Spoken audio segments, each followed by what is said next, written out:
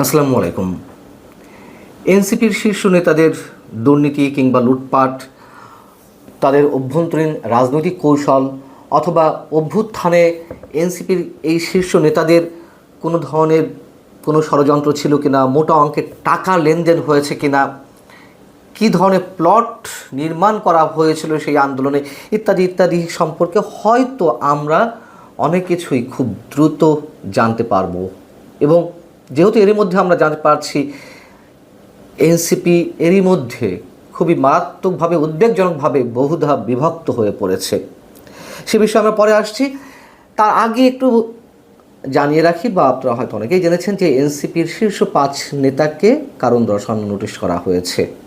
কেন? তারা অভ্যুত্থানের বর্ষপূর্তির দিনে কক্সবাজারে গিয়েছিলেন এবং যেটি গুঞ্জন আকারে ছড়িয়ে পড়েছে যে সাবেক মার্কিন রাষ্ট্রদূত পিটার ডি হাসের সঙ্গে তারা গোপন বৈঠক করেছে। এখন গোপন বৈঠক করে তো সেটি দলীয়গতভাবেই সিদ্ধান্ত নিয়ে করা হয়েছে, কিন্তু এই বিষয়টি তো তারা উড়িয়ে দিয়েছে গুজব আকারে। কিন্তু আমরা জানতে পারলাম যে পরবর্তীতে আবার এনসিপির দলীয় ফ্রম থেকে যারা কক্সবাজার গিয়েছিলেন তাদেরকে শোকজ করা হয়েছে। শোকজ লেটারে কি লেখা হয়েছে যে ৫ আগস্ট জুলাই অভ্যুত্থানের প্রথম বর্ষপূর্তি উপলক্ষে রাষ্ট্রীয় গুরুত্বপূর্ণ কর্মসূচি চলাকালীন তারা কেন ব্যক্তিগত সফরে কক্সবাজার গিয়েছেন, কেন সে বিষয়ে রাজনৈতিক পর্ষদকে পূর্বে কোনো তথ্য বা ব্যাখ্যা প্রদান করা হয়নি।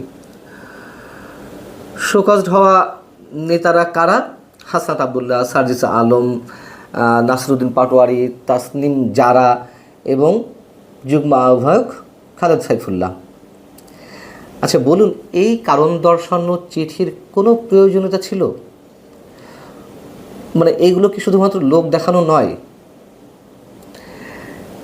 আমি জানি না তাদের গঠনতন্ত্রে কী আছে, এটুকু তো বোঝা যায় যে তারা তো আর চাকরি করে না। ব্যক্তিগত যদি কোনো সফরে গিয়েও থাকে, দলকে না জানিয়ে কেন গেল, এটি কি চাকরি? আচ্ছা, দ্বিতীয়ত হচ্ছে তারা দলকে না জানিয়ে কক্সবাজার গিয়েছে, এটি মনে করার কোনো কারণ কি থাকতে পারে?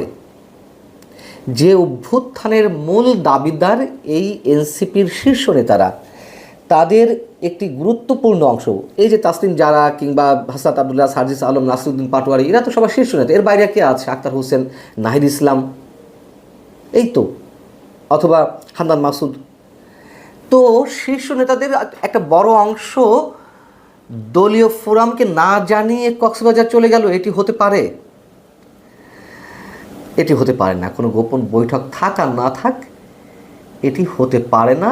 অন্তত এই গুরুত্বপূর্ণ দিনটিতে তারা এভাবে যেতে পারে না। আর আমাদের ধারণা অবশ্যই তারা গোপন কোনো বৈঠকে, সেটি পিটার ডি হাসের সঙ্গে হোক বা অন্য কোনো কারণেও হোক, তারা খুব গোপনেই বিশেষ উদ্দেশ্যে কক্সবাজার গিয়েছিলেন। দলে যাওয়ার কথা না তো আসলে। এখন বিষয়টি হচ্ছে তারা যে কারণ দর্শানোর নোটিশ দিল, এটা হচ্ছে শাক দিয়ে মাছ ঢাকার মতন। এটি করে আরও মানুষের সামনে বিষয়টি প্রশ্নবোধক করে তুললো আরও খুব বেশি করে। ঠাকুর ঘরে কেড়ে আমি কলা খাই না, সেই অবস্থাও হতে পারে যে আগে থেকে নিজেদের নিজেরা সব কিছু মানে অনেকখানি রহস্যময় করে তুলছে। এখন পিটার ডি হাস যে কক্সবাজার ছিলেন সেটা নিয়েও বিতর্ক উঠেছে। তার সঠিক অবস্থান সম্পর্কে জানা যায়নি। কোনো কোনো মাধ্যম বলছে, জানা যাচ্ছে যে তিনি যুক্তরাষ্ট্রে আছেন, আবার কেউ কেউ বলছে না তিনি কক্সবাজার আছেন। যাই হোক, তবে আবারও বলি, বিশেষ উদ্দেশ্যেই তারা গিয়েছিলেন, এটি আমাদের দৃঢ় বিশ্বাস। এখন বিষয় হচ্ছে কি, যেটি বলছিলাম যে এনসিপির সব অন্দরমহলের খবরের সব কিছু হয়তো খুব শিগগিরই একেবারে খোলস ছেড়ে বেরিয়ে আসবে। তার কারণ এনসিপির গুরুত্বপূর্ণ 2 নীতি নির্ধারক আসিফ মাহমুদ সজীব ভুঁইয়া এবং মাহফুজ আলম, তারা দুজনই সরকারের উপদেষ্টা পদে রয়েছেন। তারা সাম্প্রতিক সময়ে যে মুখোমুখি অবস্থান নিয়েছেন,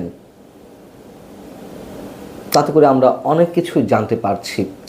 তথ্য সম্প্রচার বিষয়ক উপদেষ্টা মাহফুজ আলম গত 4 আগস্ট তার ফেসবুকে একটি পোস্ট দিয়েছেন যে 1-11 পদধ্বনি শোনা যাচ্ছে। পরবর্তীতে সেটি তিনি এডিট করেন, সমালোচনার মুখে সেটি আবার ডিলিটও করেন। সেটিকে কেন্দ্র করে আবার আসিফ মাহমুদ সজীব ভুঁইয়া, স্থানীয় সরকার বিষয়ক উপদেষ্টা, তার ফেসবুকে লিখলেন, আগে সরকারের ভয়ে জনগণ পোস্ট ডিলিট করত, এখন জনগণের ভয়ে সরকার পোস্ট ডিলিট করে, যেহেতু মাহবুজ আলম সরকারের একটি অংশ। আসিফ মাহমুদ সজীব ভুঁইয়ার পোস্টের নিচে ছোট করে লেখা ছিল যে সেলফ ক্রিটিক। নিশ্চয়ই এটি সেলফ ক্রিটিক নয়, এটি মাহফুজ আলমকে ক্রিটিক করে লেখা, এটি আমরা নিশ্চিত। মজার বিষয় হচ্ছে 5 আগস্ট অভ্যুত্থানের বর্ষপূর্তিতে সরকারের পক্ষ থেকে যে জাঁকজমক আয়োজন ছিল তার একটি অংশ ছিল ড্রোন শো। সেই ড্রোন শোতে আসিফ মাহমুদ সজীব ভুঁইয়ার এই পোস্টটি শো করা হয়। তা আমরা দ্বন্দ্ব সংঘাত কোন পর্যায়ে গিয়ে পৌঁছেছে। মাহফুজ আলম এর আগেও অনেক পোস্ট ডিলিট করেছেন, এডিট করেছেন। যেমন গত 29শে জুলাই তিনি একটি পোস্ট দিয়েছিলেন, সিডনিতে তার ভাইয়ের অ্যাকাউন্টে একটা মোটা অঙ্কের টাকা লেনদেন হয়েছে, সেটিকে কেন্দ্র করে তার বিরুদ্ধে দুর্নীতি অভিযোগ ওঠে। সেটির ব্যাখ্যা দিতে গিয়ে তিনি আবার লিখেছিলেন, আজকাল অনেকের লেজ কাটা যাচ্ছে বলে আমার বিরুদ্ধে লেগেছেন নতুন একটি দলের কয়েকজন মহারথী এতে জড়িত, সবই প্রকাশ পাবে। একটা সার্কেলে প্রায় সবাই দুর্নীতিগ্রস্ত এবং একজন কোনো টাকা ধরছেন না, এটা কার সহ্য হবে। সেটি এডিট করে পরবর্তীতে আবার লিখলেন, যখন এনসিপি নেতারা তাকে তীর্যক আক্রমণ করতে লাগলেন যে একটি দলের বা একটি সার্কেলের সবাই দুর্নীতিগ্রস্ত, বোঝা যাচ্ছে কোন দলকে তিনি ইঙ্গিত করতে চাচ্ছেন। স্পষ্টভাবে এনসিপি নেতাদেরকে তিনি ইঙ্গিত করছেন।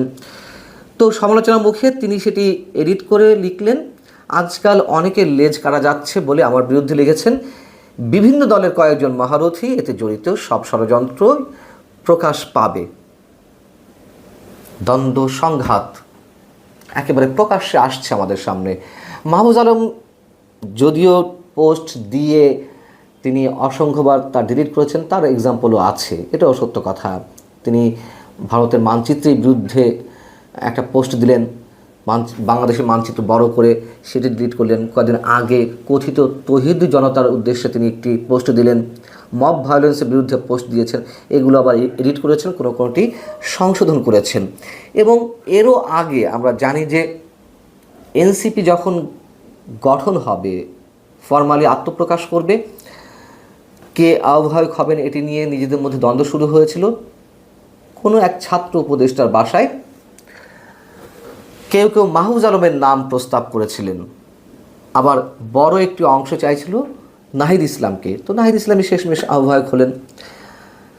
দলের মধ্যে গ্রুপিং লবিং থাকতেই পারে বুর্জুয়া রাজনীতিতে, তারাও তো আর বুর্জুয়া রাজনীতির বাইরের কিছু নয়, বরং তারা পেটে বুর্জুয়া, আমরা এটি বলতে পারি যে বুর্জুয়ার চেয়ে ভয়ঙ্কর কিছু, ধরে নিলাম যেগুলো থাকতে পারে। কিন্তু আত্মপ্রকাশ আগে থেকেই, বিকশিত হওয়ার আগে থেকেই যে ধরনের গুরুতর সব অভিযোগ তাদের বিরুদ্ধে উঠছে, একে অন্যের বিরুদ্ধে অভিযোগগুলো করছেন, এই দলের ভবিষ্যৎ নিয়ে আমরা নিশ্চিতভাবে শঙ্কিত।